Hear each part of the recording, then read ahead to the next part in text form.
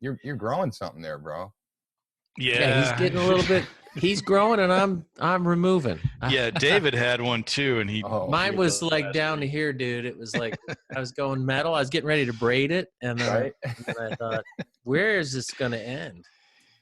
Oh yeah, I thought you were going to say that was just like one day's growth, but I just didn't shave today. Yeah, this is about 5 days. Yeah, you guys, who cares anymore, right? Nobody really cares. No. So, hey, thank you guys for joining up with us here. And it's interesting because let me introduce who we've got on. First of all, we've got Michael DeAloia, who's the CEO of Evergreen Podcasts, and we're talking with David Moss from Moss Media, which is a part of Evergreen Podcasts. Is that correct thing to say? That's right. Sure. Yeah. And so this is, it's fascinating. We've known each other. We have to be honest here, for many years. Many years. And you guys are a media company, sort of a new media company. And we've all been in media for quite a while with the internet coming up. Michael, as a tech czar, city of Cleveland. David, you're a musician. You got your band Mossum. You're a graphic artist. You got your own business there. So this is just kind of nothing new, right, to you guys. This is just the latest iteration of media, right? Sure. David, talk about that, because you come from all kinds of media. Oh, I don't know. What's nice about podcasting is it's not the bleeding edge. It's it came out, what was it, 11 years ago, the first wave of podcasts, and then it got a little sleepy.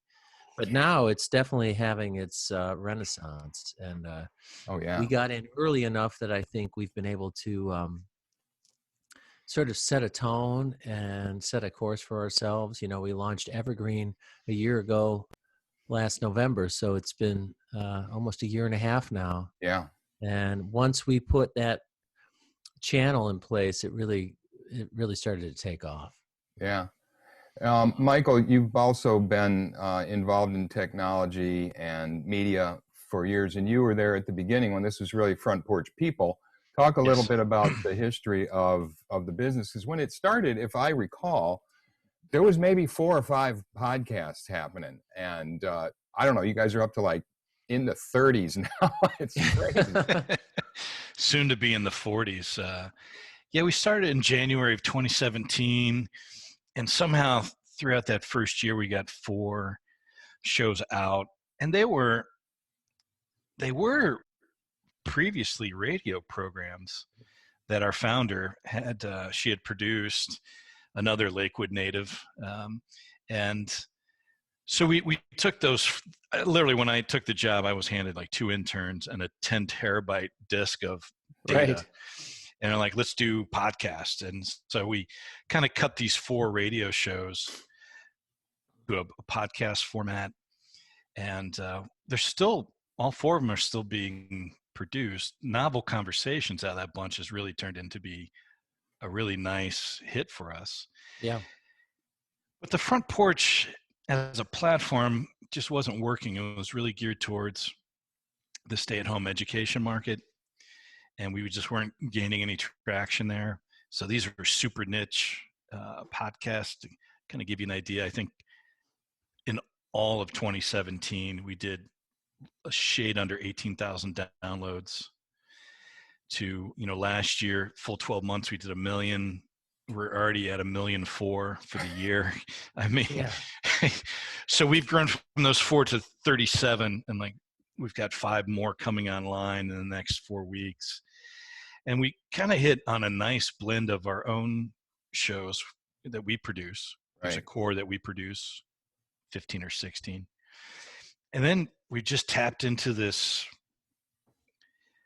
nice karma of independent podcasters who are searching for a home, the proverbial record label, that they need our administrative support and help in gaining traction with their podcast. And that has been a super niche for us, where they can see the magic. They love the brand, they love the marketing and the administrative support that we can provide. and they've really started to jump on board. Yeah, as you can tell, en masse.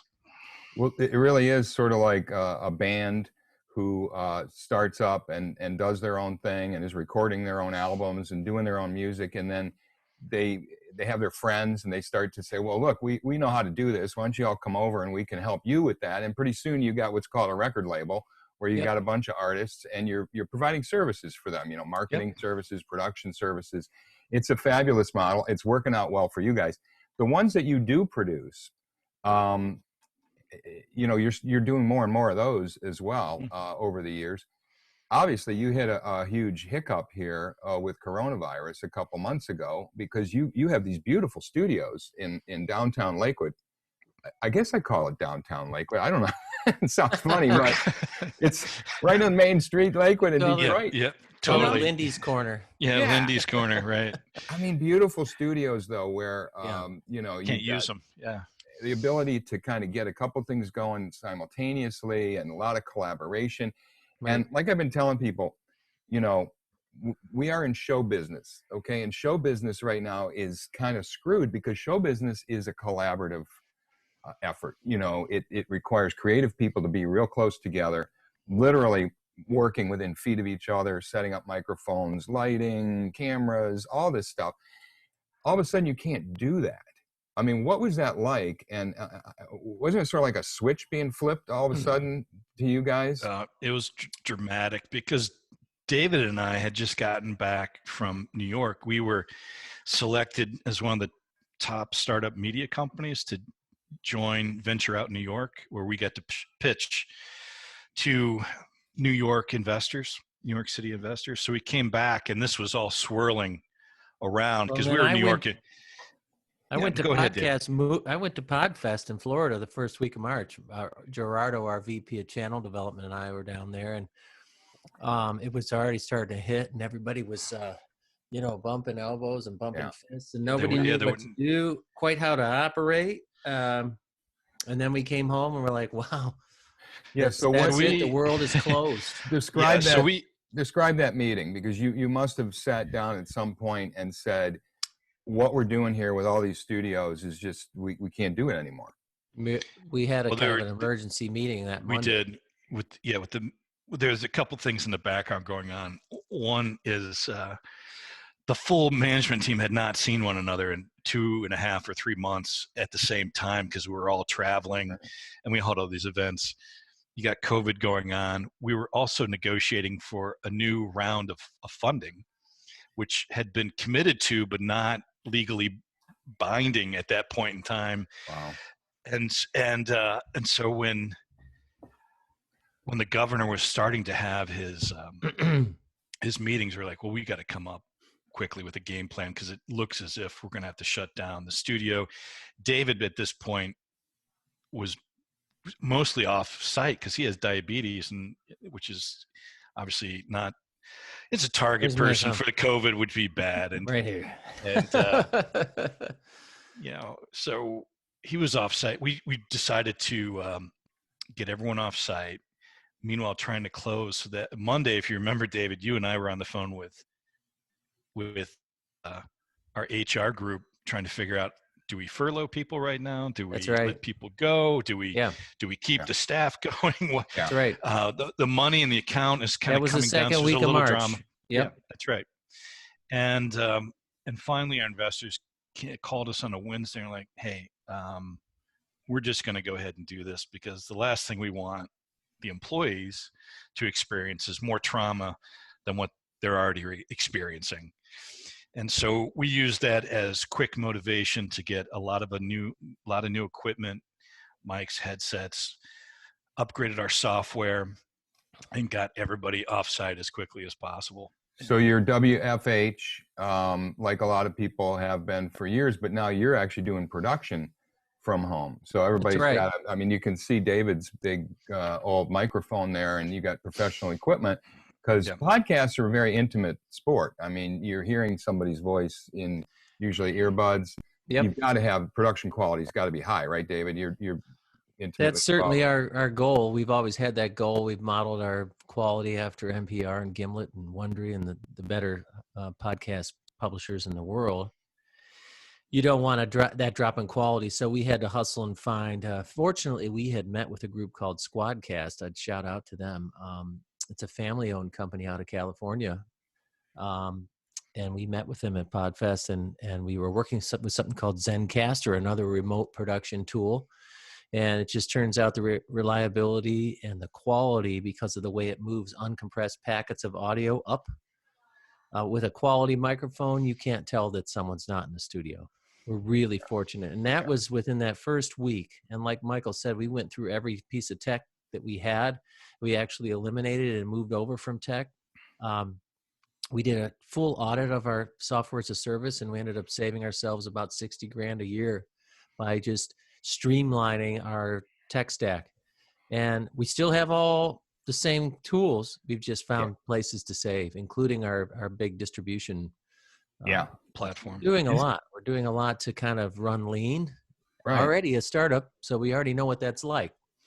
Yeah. And we had Michael can tell you, we had so many people that kind of run in their own independent way. Our producers in particular, and our hosts, they're doing 1,000 things. They're in the gig economy, so it's no huge switch for them, providing we can still have shows for them to work on. Isn't this sort of a silver lining? I want to say we're seeing so many silver linings, and of course, CoolCleveland. We always look on the bright side of things, but right on. In reality, the ability that we've had to use this technology, but so many people weren't really using it. Now they're forced to, and all of a sudden, we're adapting to things like Zoom or online connecting with people, working from home, flex time, education being provided in multiple different ways. Isn't it sort of a silver lining for you guys as well? Because it's you've already said it's impacted your bottom line by allowing you to streamline. Michael, this has got to be it's got to make your investors happy. It has. The cost cutting certainly has been a benefit. It should be noted too that we were one of the fortunate few that actually got the PPL program through, and this is a shout out to Huntington Bank, because I've never heard, they tracked me down, Thomas, they tracked me down, and they're like, if you don't put it in the next 45 minutes, you will never get this money. Yeah. And we were Friday that it shut down. Yeah. As soon as, we've got this email that I should blow up into a photo and post on our wall from the SBA said, that we are closed off. There will be no more submissions. And we've gotten lucky. Our investors, one, believed in us. Two, we were able to quickly cut costs and get everybody off site. We only missed 2 or 3 episodes of all of our shows.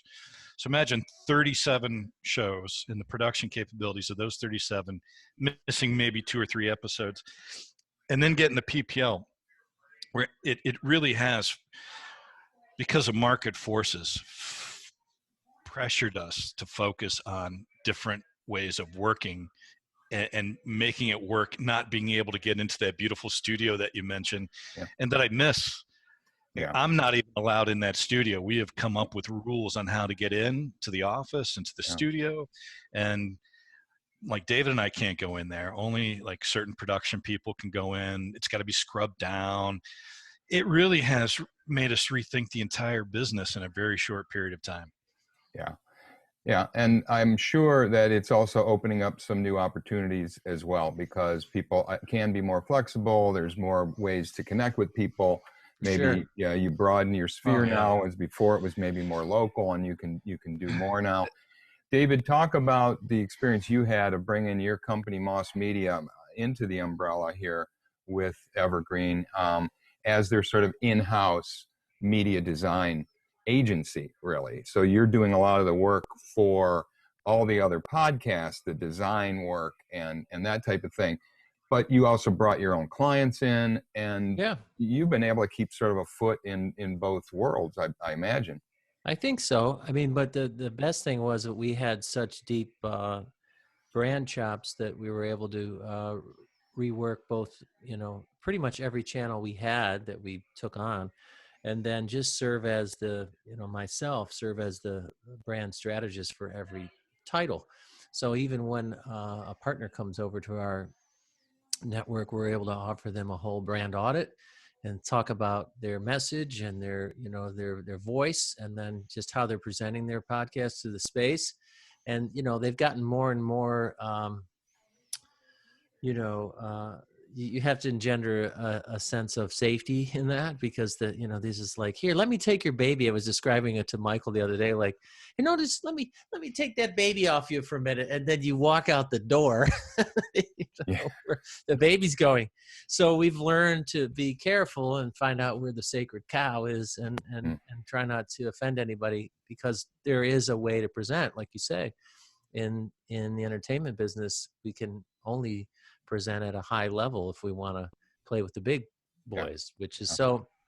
The beauty of having the in-house agency more and more is just that it gives us the credibility that we can run deep with brand marketing, and we can get some bigger gigs, perhaps, especially the branded podcast, which Michael can talk about at length. That's the one place where we've seen a lot of revenue, is in creating branded podcasts for other individuals and brands. Right. So, I mean, it's fantastic. We built Evergreen to play on the global stage, and now we're talking to people in the UK and all over LA, Iceland. Iceland. Well, talk about that, because that's really the piece that you guys offer that others don't. You know, anyone can start up a podcast and Sure. put it out there. That's actually not the hard part. You know, No, that's kind of the easy part. I mean, doing it well and doing it right is something, but taking it really to the world in a way, with branding, with marketing, with design at a high level. Michael, talk about how that's allowed you guys to attract other properties and other existing podcasts and bring those into the Evergreen family. So part of the branding guidelines that when we started Evergreen is that we had to look bigger than what we were. You know, it couldn't look, if you look at some of the lower tier podcast networks, it looks like a Wix site.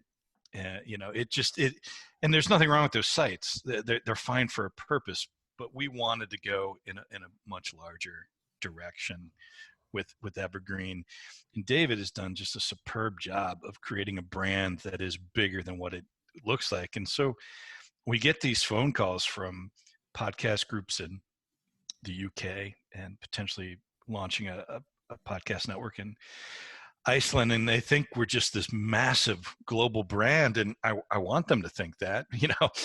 And you know, they see the shows too, like, oh, you got a lot of shows, and they immediately think it's mostly our production, and it's not, you know, it's a collaborative business model like the one we've created. And it all kind of feeds into what we're trying to produce, which is this really well respected brand that people can gravitate to. And we really do push for the hosts and the personalities to be themselves and let them do what they do best, create content, and let us handle all the administrative tasks, to the point now that we've got networks approaching us to take over for them. Like, they want to keep their content, but they want us to run the network, which quite frankly was never a business that we ever thought we'd get into, you know. But it's sort of the fourth. Now it's a chair. It's from a three-legged stool to a comfy chair. Yeah, we've got this new revenue model of, you can outsource your network to us and we'll manage it for you. Mm-hmm. And I think that could be a nice new revenue model for us, or part of the revenue model. Right. And you've got a new round of funding as well that's happening for you guys. So congratulations on that. It's great talking with you guys about how a startup from our region is on the cutting edge. May not be the biggest out there, even though we want people to believe that, of course. And but it's more important that you act like it, and more important that you that you know it serves as same as one of the biggest when it comes to the constituents, the listeners, the viewers, the people that are paying attention, as well as to the podcast creators, as well as to sponsors. It's important that you present yourselves in that very professional way, which you do because of your model. It's a weird time right now where everybody's quarantined. David, it's also maybe a good time to listen to some podcasts, right? Right on. Right on. Perfect timing. Yeah, don't you guys have sort of some podcasts worth, binging during quarantine here? Well, for sure. We actually have, if you go to evergreenpodcast.com, there's a jump to our blog. There's a great list of COVID-friendly podcasts just to kind of get you through. And we've updated it a couple times over the last 2 months. But I want to say, I want to reflect on Evergreen really quick. I've always had a philosophy that you can brand something, or you can design or create a product that has shelf life. And just because it's digital, just because it's a media product, doesn't mean it has to be pinned to the trend, because there's always trends in media. So that's when we came out with Evergreen. The whole idea was it was baked into the name that evergreen content is something that has shelf life that hopefully could last forever. Whereas even I think a lot of podcasts, if you don't listen to them that week or that month, I mean, they might be too tied to the timestamp. So I think that's really served us well, that at the core of everything we do, we create stories that could last years and years. And it's a really cool time to make podcasts. But yes, we'd love for more people to listen. Yeah. No, I love the fact that you guys have things on books, and obviously Novel Conversation, one of the first ones, local company, Because I Said I Would. These are things that I've heard that song before. They're not necessarily trendy right now. These are, the sound of movies. You could go and pick up one of these podcasts in 3 months or 6 months from now. Behind the Dock, Big Audacious Ideas. These things are, when you say evergreen, it's a great name for it, because so many podcasts are known for being very newsworthy, and they have a shelf life of about 10 minutes. If you pick it up even the day after, it's like, that's yesterday's news. I already heard it from 12 other people. Whereas you guys have specifically chosen topics and podcasters that are that cover this sort of more of an eclectic range, because you have so many now, but also that are going very deep and stuff that will last, and you can listen to them for a long time. So speaking of deep, in another galaxy far, far away, it is May 4th, and we would be regretful if we didn't suggest that your listeners come on out and check out Rebel Force Radio, which is one of the biggest Star Wars podcasts in the galaxy. And then we also have a show, Thomas, I don't know if you've listened to Gen X Grown Up.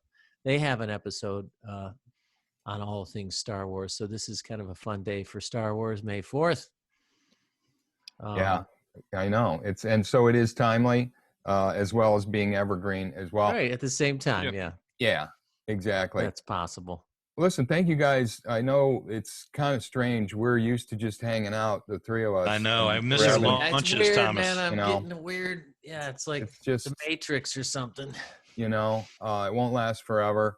I hope as we open things up again, we do it safely, carefully, and slowly. I am concerned, actually, that we're at the pace at which we're trying to open things up right now, but that remains to be seen. But you guys have done, I think, the exemplary thing by putting everybody at home, getting them all the equipment they need, making that investment. That's an investment that's going to last for a long time for you guys, I think, and open up some new opportunities. So congratulations on doing that. Congratulations on surviving so far, and on growing and thriving here in a crazy economy. Great talking with you guys. Thank you so much. Always a pleasure. Talking to you, Tom. It's great. Thank you, man. It's Thomas Mulready from CoolCleveland.com. Talk to you soon. Thank you.